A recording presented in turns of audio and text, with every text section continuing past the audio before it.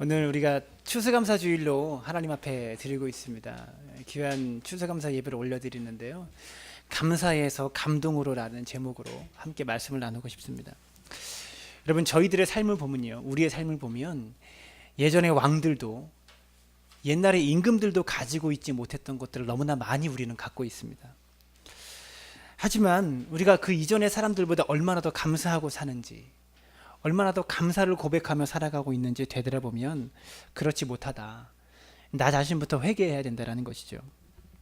사람들은 누구나 다 행복하게 살고자 하는 욕구가 있습니다. 행복하고 싶어 하는 거죠. 마땅히 있어야 될 그런 욕구이고 그것은 마땅히 있어야 될 욕심인 것입니다. 탈무드에서 이렇게 이야기했습니다. 세상에서 가장 지혜로운 사람은 배우는 사람이고, 세상에서 가장 강한 사람은 자신을 이기는 사람이고, 세상에서 가장 행복한 사람은 감사하는 사람이다. 이렇게 이야기했습니다. 여러분, 가만히 자신을 되돌아보고 주변을 봐도요, 많이 가져서 행복한 것이 아닙니다. 많이 가졌다고 사람의 삶에 행복을 주는 것은 분명히 아니다라는 것이죠. 부자면 감사하게 될까요? 여러분, 부자가 감사하게 되는 것이 아니고요, 겸손한 사람이 바로 감사하게 되는 사람입니다. 삶의 위기가 언제 찾아올까요? 물질이 없어서 찾아오는 것입니까? 내가 병들어서 찾아오는 것입니까? 삶의 위기는 그때 오는 것이 아니고요, 우리 삶 속에 감사를 잃어버릴 때 진짜 인생의 위기가 그때 찾아온다라는 거예요. 물질이 없어도 우리 안에 감사가 있으면요, 이겨낼 수 있는 힘이 있는 것입니다. 내가 건강을 잃어도요, 내 속에 감사가 있으면요, 이겨낼 수 있는 힘과 능력이 생긴다라는 것이죠. 여러분, 그래서요, 사도 바울은요, 오늘 본문에서 우리가 행복하게 살 수 있는 방법들을 이야기해 주고 있습니다. 범사에 감사하라. 이것이 행복의 문을 열 수 있는 열쇠라고 성경은 이야기하고 있는 것입니다. 자, 그럼 우리가 어떻게 이렇게 행복하게 살 수 있을까요? 범사에 감사하며 살 수 있을까요? 첫 번째로요, 가시가 아니라 꽃을 보여야 하는 것입니다.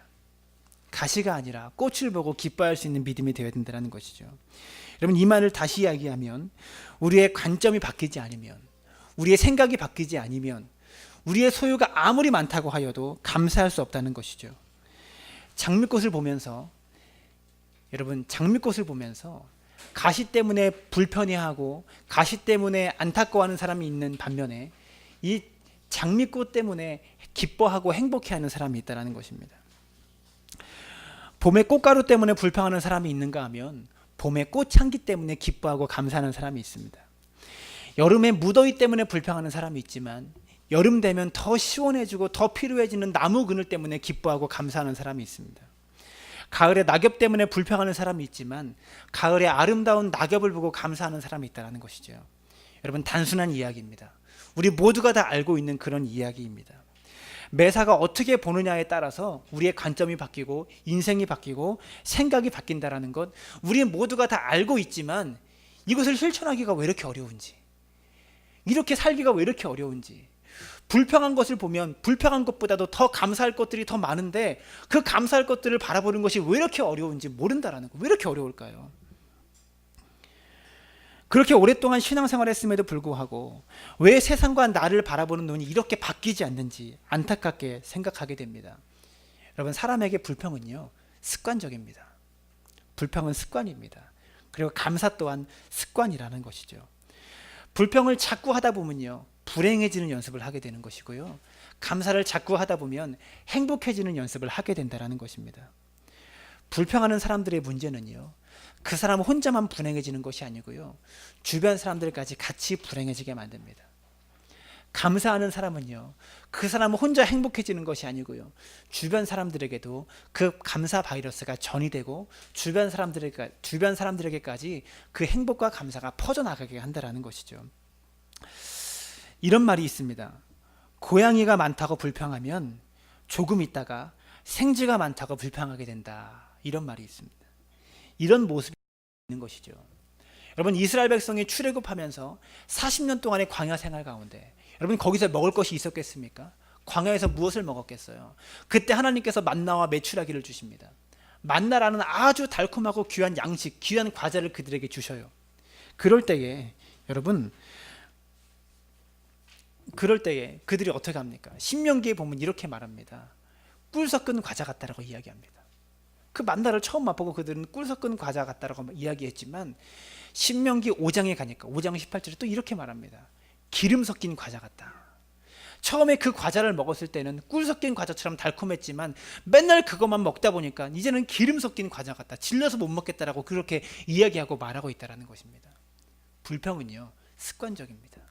우리에게도 이런 모습이 있다는 것이죠. 홍해가 이스라엘 백성을 막았었을 때 우리가 다 죽게 되었다라고 말할 때 모세 한 사람은요, 그들 가운데서도 이제 하나님의 더 큰 구원을 보게 될 것이라고 믿음으로 선포했다라는 것이죠. 여러분, 전혀 다른 관점에서 홍해를 바라보고 있는 것입니다. 이스라엘 백성들이 골짜기에서 골리앗을 대면했을 때요, 골리앗을 대면했을 때 큰 거인을 보고 우리가 어떻게 그를 이길 수 있을까? 우리가 어떻게 골리앗을 무너뜨리고 물리칠 수 있을까라고 다 걱정하고 불평했지만 다윗은요, 어떻게 고백합니까? 다윗은 그 큰 골리앗을 바라보고 너무나 큰 표적이라고 바라봤던 거예요. 자신이 광야에서 사자를 상대했던 물맷돌질보다 곰을 상대했던 그 맹수들을 상대했던 늑대를 상대했던 물맷돌 그런 질보다 골리앗은 더 큰 관역인 거죠.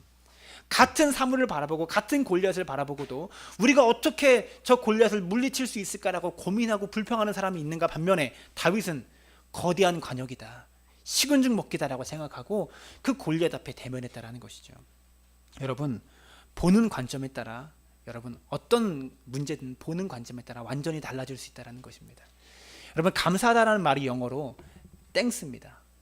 감사하다는 말이 땡스입니다. 감사합니다. 여러분, 근데요, 이 감사합니다라는 단어 땡스의 파생어가 무엇인지 아십니까? think입니다. think라는 말의 뜻은 생각하다라는 것이죠.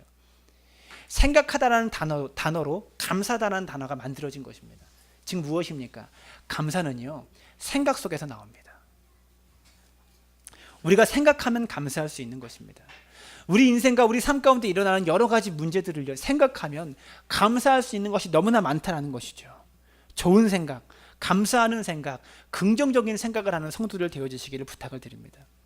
여러분, 그러면 우리가 정말 생각해야 되는 것이 무엇입니까? 바로 예수님의 십자가입니다.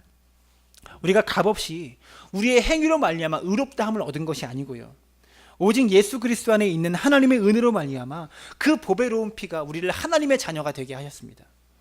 이전에는 진노의 자녀였는데 은혜로 말미암아 우리가 하나님의 자녀가 되고 하나님의 백성이 되고 이제 주님 재림하시는 그날에 우리가 영광스러운 몸을 입고 다시 부활하게 되는 이 역사를 믿는 것, 여러분, 감사는 여기서부터 출발되어지는 것입니다.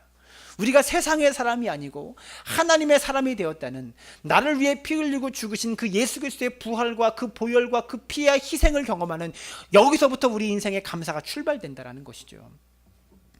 이것이 우리에게 다 약속된 미래요, 현재라는 것을 받아들일 수 있게 되기를 바랍니다. 여러분, 사실 정말 그것을 믿으면요, 주님의 십자가를 믿고 주님의 보혈을 믿으면요, 여러분, 우리 삶에 있는 모든 것들을 볼 수 있는, 모든 것들에 감사할 수 있는 시야가 열리게 되어 있습니다. 그런데 우리의 관점이 바뀌지 않는 것입니다. 우리의 관점이 바뀌지 않는다면요, 우리의 생각이 바뀌지 않는다면요, 우리가 험한 십자가를 더 사랑할 수 있도록, 그 예수님의 십자가를 더 사랑할 수 있도록 우리가 더 기도하시기를 바랍니다. 그러면 생각과 관점이 분명하게 바뀔 수 있는 것을 경험하게 되는 것입니다. 여러분, 두 번째로 작은 것에 감사라는 것입니다. 여러분, 선물을 자녀들에게 주다 보면요, 여러분, 작은 것에도 감사하는 자녀가 있는 반면에 큰 것을 줘도 별로 고마움을 못 느끼는 자녀가 있습니다. 그런 애는 때려주고 싶죠. 여러분, 사람들도 마찬가지입니다. 작은 것을 줘도 감사하는 사람이 있는가 반면에 큰 것을 줘도 감사하지 못하는 사람들이 있어요. 이런 말이 있습니다. 사람이 은혜는 물에 새기고 원수는 돌에 새긴다. 뭔가 좀 말이 이상하지 않습니까? 은혜는 물에 새기고 원수는 돌에 새긴다. 여러분, 예수님께서 문둥병자 10명을 고쳐주셨는데 그들이 다 고침받고 와서 감사한 사람은 몇 명 있었습니까? 예수님께 찾아와서 감사합니다라고 고백한 사람은 단 한 명 있었습니다. 9명은 은혜를 어디에 새긴 것일까요? 물에 새긴 것입니다. 여러분, 올 한 해 살아오시면서 여러분들에게 정말로 감사하게 대해주신 분들이 많을 것입니다. 그분들에게 해주신 감사를 여러분 물에 새기셨습니까? 돌에 새기셨습니까? 우리가 감사할 일은 돌에 새겨야 하는 것입니다. 올 한 해 살아오시면서 의도하지 않게 우리 마음속에 불편함을 주셨던 분들이 있을 것이고, 또한 우리 또한 다른 사람들에게 그런 일을 한 적이 있을 수밖에 없을 것입니다. 여러분, 혹시 아직까지도 마음에 화나는 그런 것들이 생각나신다면, 그런 사람이 있으시다면 그분들의 이름을 돌에 새기지 마시고 물에 새겨서 그냥 저어서 없어지고 사라져버리게 만들어 주시길 바랍니다. 그리고 여러분에게 감사하게 만드는 사람들의 그 이름을 돌에 새기십시오. 이런 사람이 되어야 한다는 것이죠. 사람에게 가장 큰 저주는 무엇일까요? 그것은 목마름이 아니라 감사하는 마음이 없어져 버린 메마름이다라고 이야기했습니다. 감사하는 마음이 생기지 않는 메마름이다. 여러분, 그것이 인생에 있어서 가장 큰 저주인 것이죠. 감사하는 마음이 생기지 않는 메마름은, 여러분, 그것을 아파할 수 있는 성도들 되어지시길 바랍니다. 목마름은요, 우리에게 얼마나 소중한 동기가 되는지 모릅니다. 영국의 한 귀족이 하녀가 부엌에서 함께 이야기하는 것을 들었다고 합니다. 그 하녀들이 이렇게 이야기했대요. 나한테 5파운드만 있으면 나는 정말로 행복하게 살 수 있을 텐데. 그래서 이 귀족이요, 그 하녀들의 이야기를 듣고 나한테 5파운드는 아무것도 아닌데 라고 생각해서 그 하녀들이 일하는 부엌으로 들어가서 그 하녀에게 5파운드를 주었다고 합니다. 5파운드를 기꺼이 내어주고 뒤를 돌아서 걸어 나오고 있는데, 그 하녀들이 이야기하는 소리가 자신의 귀 속에 들렸대요. 근데 정말 생각하지 못했던 그런 이야기가 들렸던 것입니다. 정말로 이 귀족은 기뻐하는 마음으로 그 하녀를 위해서 5파운드만 행복해 하니까 하녀를 위해서 5파운드를 그냥 기꺼이 기뻐하는 마음으로 내어준 것인데, 이 하녀는요, 돌아나가는 귀족의 뒤에 의도하지 않았지만 뭐라고 이야기했냐면 이렇게 이야기했다고 합니다. 난 정말 바보야. 왜 10파운드라고 말하지 않았을까? 여러분, 우리가 이렇지 않습니까? 우리가 하나님께 간구의 기도를 드린 만큼, 우리가 얻은 것만큼 여러분 감사하고 있습니까? 우리가 받은 것만큼 감사하고 있냐라는 것이죠. 여러분, 우리가 하나님께 간구의 기도를 드린 만큼 감사의 기도를 드릴 수 있었나? 내가 드린 간구보다 우리가 10분의 1만이라도 하나님께 감사할 수 있다면, 여러분, 하나님은 여러분들에게 그때 감동하십니다. 우리가 이렇게 하나님께 감사하면요, 우리가 간구하지 않은 것들도 하나님께서 부어주시는 은혜를 경험할 수 있는 것이죠. 아까 말했던 것처럼 이스라엘 백성들이 광야에서 만나를 처음 먹었을 때는 꿀 섞인 과자 같다고 말했지만, 이것을 계속 먹다 보니까 이들이 기름 섞인 과자 같다라고 이야기했던 것처럼, 여러분, 인간이 이렇습니다. 욕심이 얼마나 많은지, 인간의 욕심이 얼마나 끝도 없는지 하나님께서도 인간의 욕심은 채울 수 없다라고 이야기하십니다. 깊이 생각할수록 여러분 정말 그렇습니다. 밑 빠진 덕입니다. 욕심은요, 절대로 채워지지 않는 것이죠. 욕심을 채워서 행복해질 수 없다라는 것입니다. 야고보서 1장 14절은 욕심이 잉태한즉 죄를 낳고 죄가 장성한즉 사망을 낳느니라고 이야기했습니다. 욕심 버리지 않고 작은 것에 감사하는 마음, 여러분, 이 마음이 우리에게 필요하다라는 것이죠. 목회자들 중에서도요, 교회가 아무리 커지고 성도가 아무리 많아져도요, 교회 재정이 풍부해져도 만족하지 못하는 목사들이 있습니다. 감사하지 못하고 목회의 목표가 한 영혼을 하나님께 세우는 데 있는 것이 목표가 아니고요, 늘 지금보다 더 커져야 되고 더 성장해야 되는 성장병에 걸려있는 목회자들이 많다는 것이죠. 늘 연말이 되고 새해가 되면요, 성도들에게 내년도 목표를 제시합니다. 몇 명, 몇천 명, 몇만 명, 이런 목표를 제시하며 성도들을 더 열심히 뛰라고 이야기합니다. 감사하지 못하다라는 것이죠. 사실 그것은요, 목회에 대한 감사보다도, 여기까지 인도하신 하나님께 대한 감사보다도, 성도들에게는 하나님께 감사한다고 이야기하지만 실상 마음속에는요, 욕심과 야망으로 가득 차 있다라는 것이죠. 여러분, 자동차왕 헨리 포드에게요, 조지아주의 시골 여교사가 편지 한 통을 보냈다고 합니다. 그 내용은 학교에 피아노 한 대를 놓아서 아이들에게 음악을 가르치고 싶은데 천불만 기증해 줄 수 없냐, 이런 편지를 보냈다고 합니다. 그런데 헨리 포드가 이런 편지들을 평소에 많이 받아봐서 그냥 의례적으로 대했다고 합니다. 그래서 그 편지 봉투에 천불을 달라고 했는데 10센트를 넣어서 보내줬대요. 그랬더니 이 10센트를 받은 여고사가 낙심하지 않고 그것에 감사하고 여기에도 하나님의 은혜가 있겠다 생각해서 그 10센트로 땅콩 종자를 사서 학생들과 함께 땅콩을 심기 시작했습니다. 학생들과 함께 땅콩을 열심히 재배해가지고 감사하는 마음으로 학생들과 감사 노트를 써가지고 이 땅콩과 함께 헨리 포드에게 같이 보냈습니다. 여러분께서 헨리 포드면 어떻게 하세요? 아니, 세상에 1000불을 달라고 그렇게 편지를 보냈는데, 10센트를 보내줬는데, 그것에 감사하는 마음으로 이렇게 편지를 보내고 땅콩까지 선물로 보내다니. 여러분, 그래서요, 헨리 포드가 기부를 했습니다. 얼마 기부했을까요? 1000불 했을까요? 10,000불 했다고 합니다. 10,000불을 기부했다고 합니다. 여러분, 하나님은요, 이 헨리 포드보다 훨씬 손이 크다는 것을 믿으시기 바랍니다. 작은 것에 감사하면요, 하나님께서 감동받습니다. 우리도 마찬가지. 작은 것에 감사하는 자녀에게 더 큰 것을 주고 싶잖아요. 작은 것, 하다못해 어머니가 밥 해주는 것, 그 하나에도 감사하는 자녀에게 더 큰 것을 주고 싶다라는 거예요. 마찬가지입니다. 작은 것에 감사하는 자들에게 하나님께서 더 큰 것을 준다라는 것입니다. 하나님은 헨리 포드보다 더 손이 크십니다. 그렇기 때문에 우리 삶에 베풀어 주신 어떤 작은 것에도 감사할 수 있는 믿음의 사람들 되시기를 주님의 이름으로 부탁을 드립니다. 작은 것에 감사하는 사람은요, 작은 일에도 충성을 다하게 됩니다. 작은 일에 충성을 다하면 그것이 기적을 일으키고 하나님께서 더 큰 일을 맡겨주신다는 것이죠. 여러분, 지금 당장 하나님께 감사합니다, 감사합니다, 의지적으로라도 그렇게 고백하셔야 됩니다. 감사하는 감정이 생길 때 감사하는 것이 아니고요, 주님께서, 하나님께서 감사하라고 명령하셨기 때문에 우리가 무조건 감사해야 된다는 것입니다. 다소 형식적이라고 할지라도 우리가 매번 하나님께 감사합니다라고 습관적으로 입버릇처럼 그렇게 고백할 수 있는 여러분 되시길 바랍니다. 말에는 창조의 능력이 있습니다. 하나님께서 세상의 만물을 무엇으로 창조하셨습니까? 말씀으로 창조하셨습니다. 하나님이 말씀으로 창조하셨다라는 것이죠. 우리 인간은 무엇으로 만들어졌습니까? 하나님의 형상을 따라 만들어졌습니다. 하나님께서 말씀으로, 말로 이 세상의 모든 만물을 창조하셨고, 우리는 하나님의 형상에 따라 만들어졌기 때문에, 하나님의 본을 떠서 만들어졌기 때문에 우리의 입에도요, 창조의 능력이 있습니다. 감사합니다라고 자꾸 고백하면요, 감사가 내 인생 속에 펼쳐지는 거예요. 더 감사하는 일이 자꾸 생기게 되어지는 거예요. 하나님께서 말씀으로 세상을 창조하셨듯이 우리의 말에도 창조의 능력이 있는 것입니다. 여러분, 당장 환경이 바뀌지 않을 수 있습니다. 그러나 불평 속에서도 감사합니다라고 고백하시면서 여러분, 삶의 환경을 전혀 다른 관점에서 보게 되는 그런 시야와 생각들이 열릴 수 있기를 주님의 이름으로 축원합니다. 무당과 기독교의 차이가 무엇일까요? 샤머니즘, 무당 종교와 기독교의 차이가 무엇일까요? 무당을 찾아가면요, 진짜 내 문제를 해결해 줍니다. 환경을 바꾸어 줍니다.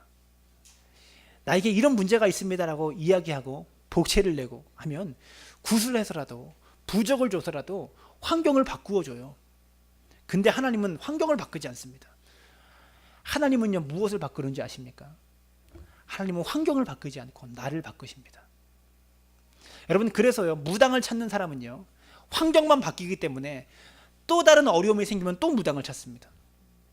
또 큰일이 생기면 무당을 찾습니다. 여러분, 근데 생각해 보세요. 무당치고 부자 보셨어요? 무당치고 잘 사는 사람 보셨습니까? 무당치고 자신의 인생을, 자신의 앞가림을 제대로 하는 사람 보셨냐고요? 소경이 소경을 인도하는 거죠. 무당을 찾게 되면요, 계속 무당만 찾게 됩니다. 그래서 나중에 사단의 포로, 귀신의 포로가 되어지는 것이죠. 근데 하나님의 관심은요, 환경을 바꾸는 데 있지 않습니다. 나를 바꾸는 데 있습니다. 나를 더 강하게 하시고 나를 더 단련시키셔서 더 큰 어려움이 와도 이길 수 있도록 나를 강하게 만드시는 거예요. 그것이 주님의 방법입니다. 우리는요, 기도를 통해서 환경이 바꾸어 주기를 원합니다. 근데요, 환경이 바뀌는 것이 아니고요, 기도하다 보면요, 환경은 그대로인데 내가 변화된 것을 느낄 수가 있습니다. 주님의 목표는 거기에 있습니다. 가장 경건한 기도는 가장 평범한 것에 감사하는 것이다 라고 했습니다. 지금 내가 누리고 있는 지극히 작고 당연하고 평범한 일들에 감사할 수 있는 믿음의 사람들 되어지시기를 부탁드립니다. 세 번째로 가시를 감사하라는 것입니다. 그런데 신앙이 성숙하다 보면 예전에는 이 가시 때문에 불편하고 힘들었는데 이제는요, 이 가시도 감사하게 된다는 것을 느낄 수가 있습니다. 그리고 이 가시가 감사되어지는 자신을 바라보고 또 감사하게 되어지는 것이죠. 이 탈무드에서 랍비 중에서 아키바라는 사람이 있습니다. 이 사람이 먼 여행길에 책을 보기 위해서 등잔을 가져왔습니다. 그리고 책을 볼 수 있는 식탁을 가져왔습니다. 또 나귀와 토라를 가져왔습니다. 이 네 가지를 가지고 단출한 여행을 이 사람이 시작합니다. 날이 저물어서 한 마을에 딱 들어갔는데요. 어두운 밤이 되어도 이 아키바에게 잠자리를 제공하는 사람이 아무도 없었습니다. 그래서 마을 어귀에다가 천막을 치고 잠을 청하게 됩니다. 불평했지만, 힘들었지만 불평하지 않았습니다. 하나님의 뜻이 있겠지 생각하고 감사했습니다. 잠이 오지 않아서 토라를 읽으려고 등불을 켰는데요. 바람이 불어서 그만 그 등불이 꺼져버렸습니다. 그렇지만 더 유익한 것을 주시겠지 생각하며 다시 잠을 청하려고 합니다. 근데 갑자기 이번에는 사나운 짐승 소리가 들리더니 나귀가 놀라서 도망쳐버리는 것입니다. 그 탓에 옆에 있던 수컷 나귀까지 같이 도망쳐버렸대요. 그랬지만 불평하지 않고 더 좋은 것을 주실 거야 감사하며 잠을 잤습니다. 그에게 남은 것이 무엇입니까? 네 가지를 가져왔는데 이제 남은 것은 토라 한 건밖에 없었습니다. 아침에 일어나서 아키바가 마을에 들어갔더니 마을에 밤새 도둑대가 침몰해서 마을의 모든 사람이 다 죽고 말았다는 것입니다. 만약에 아키바가 이 마을에서 잠자리를 청했거나 등불에 불이 켜져 있어서 토라를 읽었거나 나귀가 옆에 있어서 울부짖었거나 했다면 아키바 역시 도적대들에 의해서 죽을 수밖에 없었다는 것이죠. 단순한 한 가지의 이야기지만 우리에게 많은 도전들을, 많은 교훈들을 가져다 줍니다. 범사에 감사하는 것, 이것이 우리를 지켜준다는 것이죠. 올 한 해 살아오시면서 잠자리를 구하지 못하고 등불이 꺼져버리고 나귀가 도망가 버리는 여러분 크고 작은 상실들을 여러분은 경험하셨을 것입니다. 이러한 상실들을 경험하지 않는 인생은 하나도 없습니다. 그런데 그것을 잃어버렸기 때문에 내가 생명을 유지하고 있다는, 내가 목숨을 유지하고 있다는 것을 깨닫는 사람들은 그렇게 많지 않다는 것입니다. 사람이 얼마나 어리석냐면요, 내가 지금 가지고 있는 것이 나에게 유익이 되는지, 나에게 해가 되는지 이것조차 우리는 알지 못하다라는 것이죠. 조금 지나면요, 내가 예전에 슬퍼하고 아파했던 것들이 지금 자신을 만들어주고 자신을 강하게 만들어주고 견고하게 만들어주는 아주 보석 같은 것이었다는 것을 경험하게 됩니다. 그리고 지금 당장 나에게 큰 유익이 되고 좋아서 기뻐하는 일들이 여러분 사실 나에게 약이 아니고 독일 때가 많다는 것을 우리는 살아가면서 늘 경험하고 있지 않습니까? 저는 이렇게 묵상합니다. 그리스도인들에게 독이 되는 것이 하나도 없다. 세상 사람들은요, 이것이 약인지 독인지도 구분하지 못합니다. 우리가 그 정도로 어리석습니다. 근데 하나님을 믿고 하나님을 따라가고 하나님께 자신의 인생을 내어맡긴 자들에게는요, 독이 될 것이 하나도 없습니다. 다 하나님이 우리를 만드시고 강하게 하시고 우리를 훈련시키시고 연단시키시는 도구라는 것입니다. 여러분, 어떻게 약이 됩니까? 범사에 감사하면 모든 것이 다 약이 되어진다는 것이죠. 오늘이 추수감사주의를 맞이하여 여러분, 내가 감사하지 못했던 가시가 있다면 그 가시를 감사로 만드는 여러분들 되시기를 주님의 이름으로 축원합니다. 그리고 그 가시를 감사하는 사람을 하나님께서 감동하십니다. 새벽마다 시편 말씀을 함께 묵상하고 있는데요, 다윗을 보면요, 왕궁에서 드렸던 찬양시보다요, 다윗의 그 찬양시의 백미는요, 다윗이 동굴 속에 있었을 때, 사울을 피해서 도망지 않았을 때, 자신의 아들 압살롬에게 배반당해서 나라의 모든 것들을 다 빼앗겼을 때, 그때 다윗의 찬양시의 백미가 그때 나타난다는 것입니다. 다윗의 찬양은요, 다윗이 왕궁에서 좋은 것들을 경험했을 때 얻은 것이 아니고요, 다 고난 중에, 환난 중에 그때 찬양했던 내용들이라는 것입니다. 욥은 어땠습니까? 모든 재산을 잃어버리고 정말 소중한 열잔원을 다 잃어버렸을 때 욥의 고백은 주신 자도 여호와시요 취하신 자도 여호와시니 여호와의 이름이 찬송을 받을지어다, 이렇게 고백합니다. 욥의 찬양을 하실 수 있는 여러분들 되어지기를 부탁드립니다. 하박국 선지자는요, 비록 무화과 나무가 무성하지 못하고 포도나무에 열매가 없으며 감람나무에 소출이 없으며 밭에 먹을 것이 없으며 우리의 양이 없으며 외양간에 소가 없을지라도 나는 여호와로 말미암아 즐거워하며 나의 구원의 하나님으로 말미암아 기뻐하리이다 라고 고백합니다. 여러분 보석보다 더 귀한 고백이요. 이런 신앙 고백들이라는 것이죠. 하나님께서 우리를 이 세상에 보내신 것은요, 이 세상에서 보석을 찾아오라고 보낸 것이 아니고요, 내가 보석 같은 존재가 되라고 우리를 이 세상에 보낸 것입니다. 나 자신이 보석이 되라고 우리를 이 땅에 보내주셨다라는 것이죠. 하박국은요, 먹을 것도 없었습니다. 재물이 없었기 때문에, 먹을 것이 없었기 때문에 하나님께 제사를 드릴 수가 없었다라는 것이죠. 그렇지만요, 하박국은요, 재물로 제사를 드릴 수 없었지만 여러분, 감사로 제사를 드렸습니다. 저는 이것이 최고의 경배이고 최고의 제물이라고 생각합니다. 우리의 감사는 하나님께 드리는 최고의 제물입니다. 마지막으로 평생 감사라는 것입니다.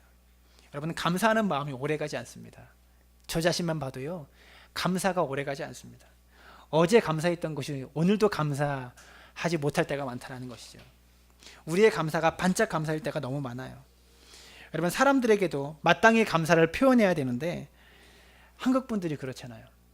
속으로입니다 라고 생각해도 겉으로는 내색하지 않는 것이 우리 한국 남자들입니다.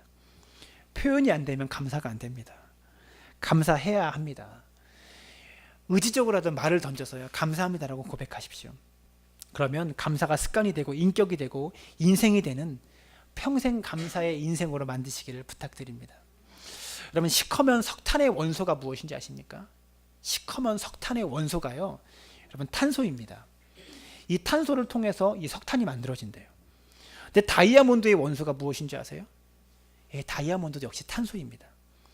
같은 탄소가 이렇게 다른 결과물을 만드는 것입니다. 여러분, 우리 모두는요, 이 땅에서 같은 재료로 만들어졌습니다. 흙으로 지음 받았고 하나님의 형상으로 지음 받았습니다. 그렇게 창조되었다라는 것이죠.